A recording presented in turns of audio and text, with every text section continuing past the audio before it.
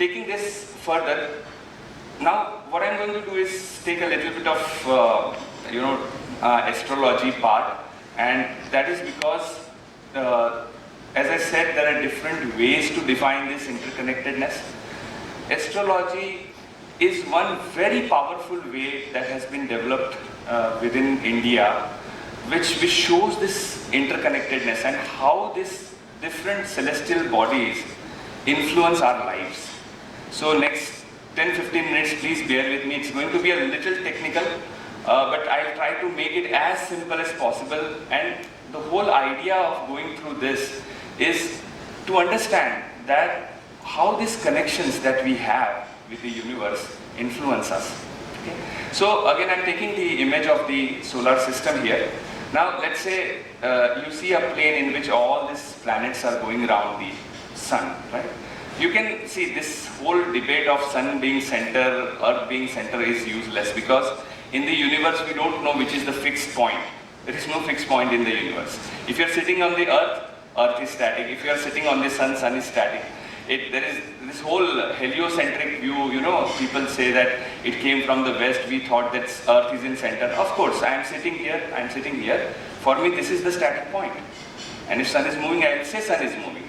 And who says sun is fixed? The sun is going around the center of the galaxy, and that galaxy is going around the center of some other galaxy. Who has seen there is no fixed point in the universe? So it's a very arbitrary thing. All those who are into technical field know that it's called a coordinate system, which is very arbitrary. You choose your coordinate system. So our forefathers, ancestors, they thought that the earth being the center serves my purpose. I can get my astronomy going with the earth being at center. Nevertheless, so this is the model I just recreated. We are just looking at this system from the top. Right? Now I want to know that where are these planets around me? So there is, we all know this circle is a 360-degree circle, right?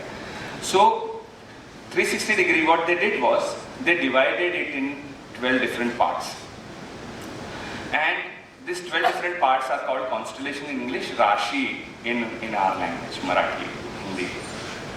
So the purpose of doing this is just to know where are these planets around us, right? And then these 12 Rashis, that different planets at different point of time would fall in one of the Rashis. Correct? So this is in fact mentioned in the oldest text, Rig Veda. Rig Veda is the oldest text that the world knows. So it says that the wheel of time, right? Because the experience of time is because of sunrise and sunset. The cyclical motion of the sun and moon and all the planets, because of that we experience the time. So they say that there is this verse in Rig Veda which says that the wheel of time, formed with 12 spokes, right, revolves round the heavens without wearing out. So that's how we define the space around us into 12 parts. And then we see where different planets are placed. So I'm sure that this chart is something that all of us, we all are Indians. We have seen this chart at some point of time or the other. लग्नाच्या वेळेस तरी बघतात, प्रेम लग्न केलं असेल तर वेगळी गोष्ट आहे पण. So anybody who has not seen this chart? Okay, good. I expected that. So you see that there are these 12 parts that I just showed for the space, Rashis, are arranged in this manner. Okay, 12 Rashis. So when you say that this house that you see at the top where 1 is written, that's called the most important, the first house of the Patrika. And when, so you'll see different charts. Even if you see your chart, there may not be one number there, some other number may be there. But that is called the first house. And when there is one number in it, this chart is called that of Kala Purusha. So we know that we experience the time because of the Mahakala, the form of Shiva, right? And they say that this chart is that of Mahakala or Kala Purusha in simple words. So why I am getting into this? So we saw that these Rashis are 30-degree sectors, And these different Rashis, and I'm not going to teach you all the names of the Rashis, and that's going to be, for some other day maybe. But what happens is that these spaces, 12 spaces in the place around our Earth, have the owners. These different planets actually rule them. Okay. So they govern different aspects of our lives, and now we will see what aspects they are. I mean, Rahu, Ketu, these are two more mysterious planets. They are nothing but shadows, shadow planets as they call them. And they are very, so they are not physically present, but they are some points in this space. And they are very useful to astronomically, I mean, I'm talking purely mathematically. They are beautiful models to predict eclipse, the solar eclipse and the lunar eclipse. Right? So they are supposed to be ruling this 6 number and 12 number spaces. We will see that these 12 houses that we are talking about control different aspects of our life. So for example, the first house will show your body or physique, what is going to be your build. And I'm just taking 1 or 2 examples because there are, if I start talking about the first house, I can talk about maybe 1 hour. So, but very briefly, the second house controls the money and family. The third house, our younger siblings, courage, adventures that we have in our life. The fourth house, important house, which talks about, shows things about your mother, home, properties, vehicles that you are going to own. The fifth house is about study, children, creativity. Sixth house is about, it's a negative house, so 6, 8 and 12 in a horoscope, these spaces around Earth are negative. And the sixth house shows the enemy and the karmic debt that we have, the diseases that we may have. The seventh house is about spouse and partnership in business, etc. The eighth house, as I said, is a negative house, is about death. The ninth is about luck or religion. Religion is not a very good translation of dharma, but nevertheless. The 10th house shows father, work, profession. The 11th shows the benefits, lavasthana. What are the benefits we are going to get out of the work that we do?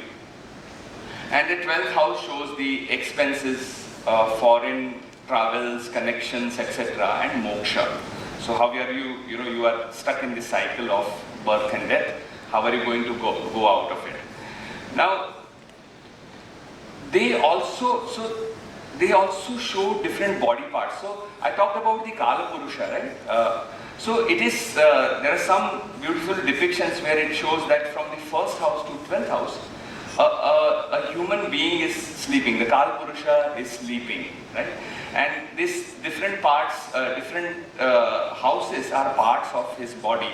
Like the first one shows the head or face, the second shows the neck, the third shows the arms, the fourth shows the chest and organs inside like heart, etc.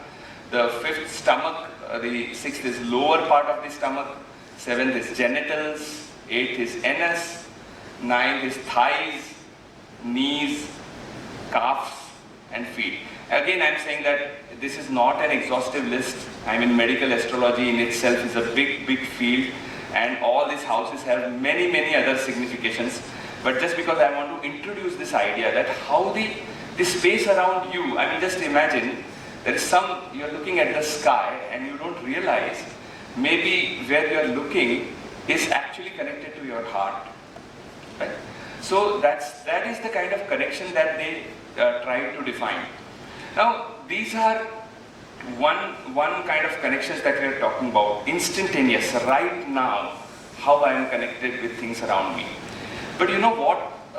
We are also connected to our past. It's just not this instantaneous time and space. We are also connected with our past. And how are we connected? Through our genetic structures. So through your genes, your ancestors are living with you. Have you ever wondered that, we have different kind of choices in life? I like this, I don't like this, or, you have some special skill which you have not worked very hard on, but you are very good at it. Or you have some specific shortcomings that everybody else is able to do that, but you are not able to do that. So all these things, at times, I mean, we have to figure that out, but at times it comes from your ancestors. So for example, I'm coming back to that, I'm a poet, but in last 3 generations that I know of, nobody has done poetry ever. But I effortlessly, I mean, I became a poet accidentally. I didn't know, I started writing, some people came to me, they said, you write well. Oh, really, do I write well? And then it happened. So maybe in 5 generation, 10 generation, I don't know when, there was somebody who was doing it very intensely and that got programmed in the genes and it came to me. So this genetic connection is also what you can see here in the horoscope. And I'm going to show that, we are going to take an example. So you see the 4th house where we are showing mother, right? So in fact, it is possible, it's a very beautiful mathematical tool. You can go back in ancestors multiple times.